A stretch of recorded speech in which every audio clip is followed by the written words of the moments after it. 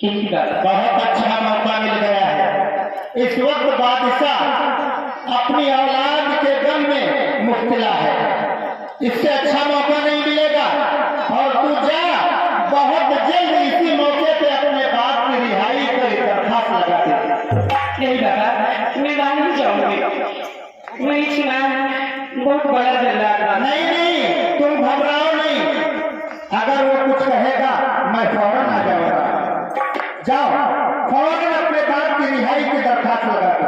ठीक है बाबा, मैं जाऊंगी। आप कहते हैं जाओ, घबराना नहीं, फौरन जाओ।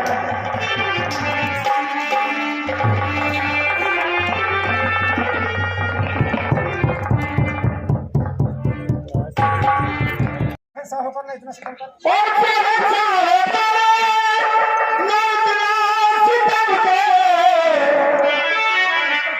जो तालीब काम का और जो तालीब करेगा वो उस पर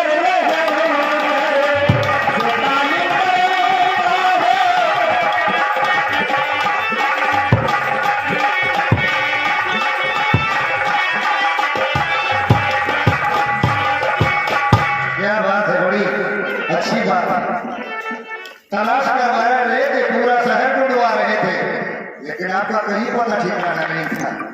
और जैसे ही इस लड़की पर मैंने हाथ उठाया तो फौरन हाजिर हो गए और मुझे वसीयत करते हैं कि जो तारीफ कर्म का है उस पर कर्म। लेकिन तुम नहीं जानते कि कितनी बेसब्री से मैं तुम्हें तलाश करवा रहा हूं।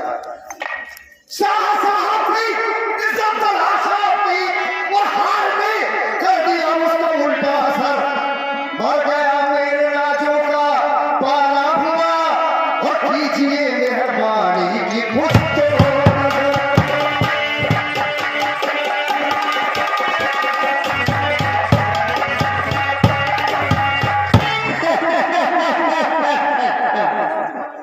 मर गया तुम्हारा बेटा। क्या सुनकर के तुम्हें हंसना सूझ रहा है? क्या तुम मेरे गुस्से से वाकिफ नहीं कि जब मैं अपनी जेब पर आ जाता हूं तो क्या करता हूं? अच्छी तरीके से वाकिफ हूं। तो हंसते क्यों? सबब क्या है? मैं तुमसे पूछ रहा हूं कि आपने वसीयत किया था, वसीयत मुताबिक मैंने काम किया और मेरा बच्चा मर गया उसी वक्त। आखिर तुमने मेरे दरबार में आकर के झूठ क्यों बोला? मैंने तुमसे पहले कहा था कि झूठ बोलने वाले की खता हम माफ नहीं करते। ठीक है, मैं बतलाऊंगा। सितम में इसे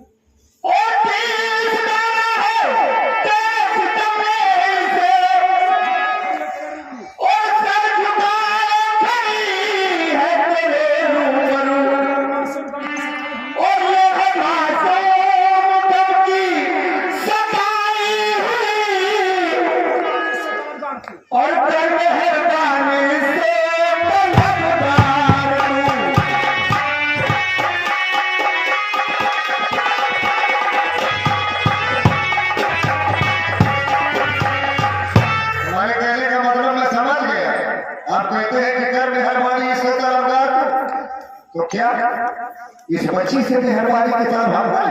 हाँ, इससे माफी। तुम्हारे कहने का मतलब है बड़ा अच्छा बहाना लेकर के आया। अच्छी बात है। तुम जान गए कि अगर मैं बादशाह को गफलत में नहीं डालूंगा तो शाहरुमान तुम्हें तख्ते-ए-दार पर बिठा देगा।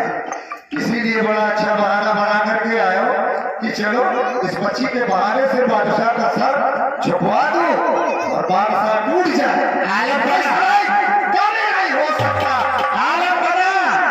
जब तक आप इस लड़की से माफी नहीं मांगेंगे हम राज नहीं बताएंगे। अरे तो रमेश, हाँ हाँ, मैं सिर्फ खुदा से डरता हूँ और किसी से नहीं डरता। सिर्फ खुदा से डरते हो और किसी से नहीं डरते। लेकिन एक बात बता सकते हो कि मैंने कौन ऐसा सर्जन गुनाह किया है जो मैं एक दुश्मन की लड़की के सामने सर झुकाऊं, एक नादान बच्ची के सामने सर झुकाऊं? मैंने क्या आयरन या बादल कस्तर या सौवर या आफ्ता किसी तरह अपनी जिंदगी में होश में वाले कोई गुनाह नहीं, फिर आपने ये हुक्म क्यों दिया कि इस लड़की के सामने सर झुका? गुनहगार तुमसे बड़ा गुनहगार कोई नहीं है। अगर सर नहीं झुकाओगे मैं कोई राज नहीं बता सकता। या अल्लाह, बड़ी अजीब बात है, ये मामला कुछ समझ में नहीं आता। हम यहाँ बच्चे के कमरे मुक्ति लाए, बच्चे की लाश कमरे में रखी है, अगर बता सर नहीं झुकाता तो ये फकीर जिद पर अड़ा हुआ है, राज बताने के लिए तैयार नहीं है। और कमले औलाद ने मुझे इतना मजबूर किया कि औलाद के गंभे में ही कमर पर टेढ़ी कर दी।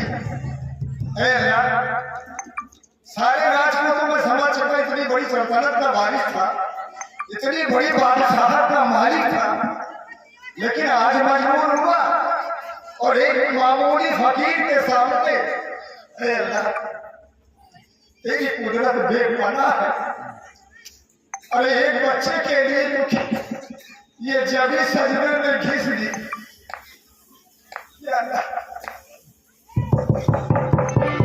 अब बोलने की ताब नहीं है मौला, ये जबी सजदे में घिस दी, उम्र भर मुझसे दुआ की थी। और चरागे दहर में दुर्वेश, जिस जुमले को मैं कह रहा हूं यहाँ अच्छे अच्छे पढ़ने वाले नहीं समझ सकते कि चरागे दहर में तब रोशनी तूने अदा की थी। अरे बड़ी मुद्दत और मानों से पाला था जिसे मौला, अरे बुझा दी मेरे खालिक, मैंने क्या आप एक तरफ जिद पर लगे हुए, अगर मैं नहीं बताता, अगर नहीं सर झुकाता, जिस बादशाह के सामने बड़े बड़े बादशाह सर झुकाते, आज उस बादशाह को हुक्म दिया जाता है कि दुश्मन की लड़की जिसका बाप उम्र कैद की सजा मेरे यहाँ भुगत रहा है, उस नाहंजार बाप की लड़की के सामने मैं सर झुका दूं। लेकिन अल्लाह तेरी कुदरत के आगे मैं मजबूर हो गया।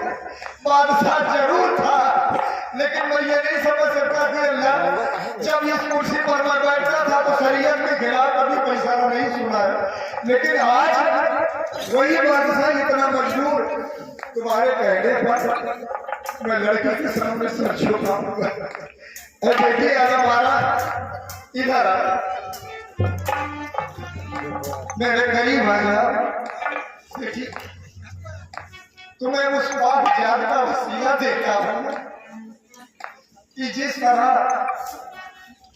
आदम की खता 300 बरस के बाद अर्थात में माफ हुई थी और हवा को मिलाया गया। बेटी उसी नबी के सदके, बेटी यूनिस का मैं तुम्हें वास्ता देता हूँ कि मछली के पेट में अल्लाह ने उन्हें जिंदा रखा और वो अल्लाह की बंदगी करते हैं। बेटी नमरूद ने इब्राहिम खलीलुल्लाह को आग में डाला, लेकिन आग गुलजार नहीं देती। मैं उसी नबी का वास्ता देकर तुझसे मांगता हूँ, इनकार मत करना। मैं जानता हूँ कि तू मुझसे बहुत नाराज है, इनकार नहीं करना। मैं उस नबी के वास्ते तुझसे दुआ मांगता, माफी मांगता हूँ बेटी, कि जिस तरह यूसुफ को कुएं में से सौदागरों ने निकाला था और कुएं में जिब्राइल ने उनकी हिफाजत की थी, वो कुएं में नहीं मरे थे। उस नबी के वास्ते से मैं तुझसे दुआ माफी मांगता। लेकिन बेटी हो सके तो मुझे माफ कर देना, अपने बाप की तरफ मत जाना। इस राज को मुझे खबर हो गया है कि तेरे बाप के साथ जरूर कोई नाइंसाफी हुई, इसीलिए आज अल्लाह ने मुझे ये दिन दिखाया। अल्लाह ये सब तेरे कदमों में जाता है, आज दम घुटा जाता है। अगर ये सर नरम हो जाता तो कोई काम नहीं था, अगर मौत आ जाती तो एक दिन मौत आनी है तो तभी कोई गम नहीं था, लेकिन सर झुकता है तो बड़ा गम होता है। और मेरे बच्चे खता माफ कर दे मेरी, और कभी औलाद से सख्त लाचार, अरे साहू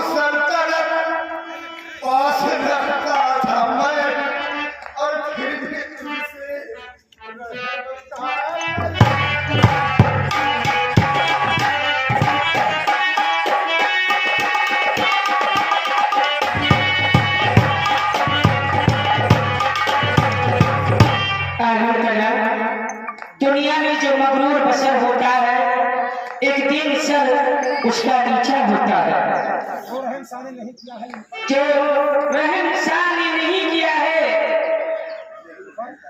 लेकिन रहम कर मेरे तारा तूने रहम मुझे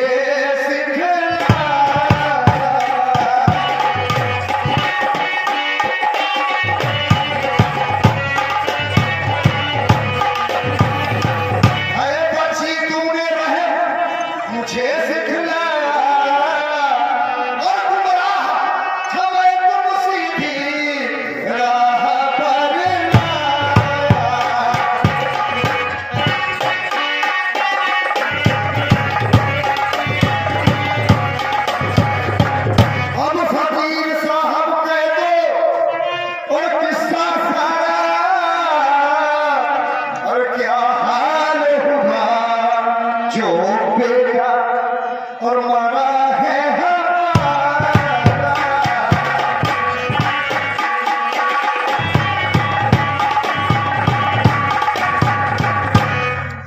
जिसको गंखार अपना समझता था तू आलपना जिसको गंखार अपना और समझता था तू जिसको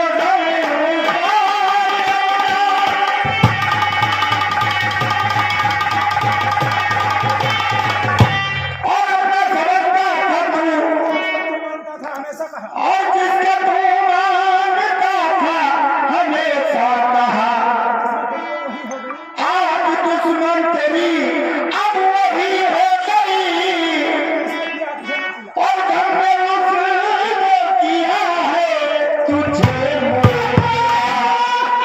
और मुझे बता दीजिए और कौन है किस जगह बेहद उसका मकान देख से मैं करूं और उसके साथ में कलम और जिसमें मासूम बच्चे की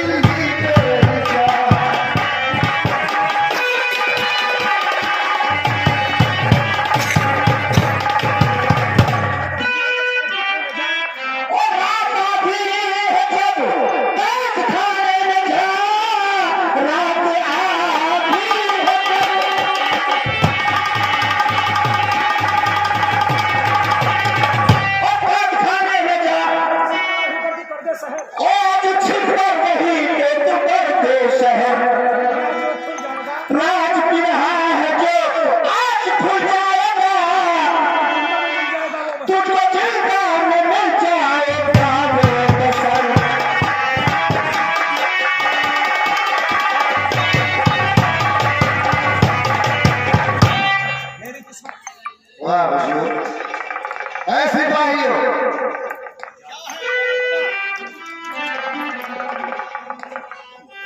देखो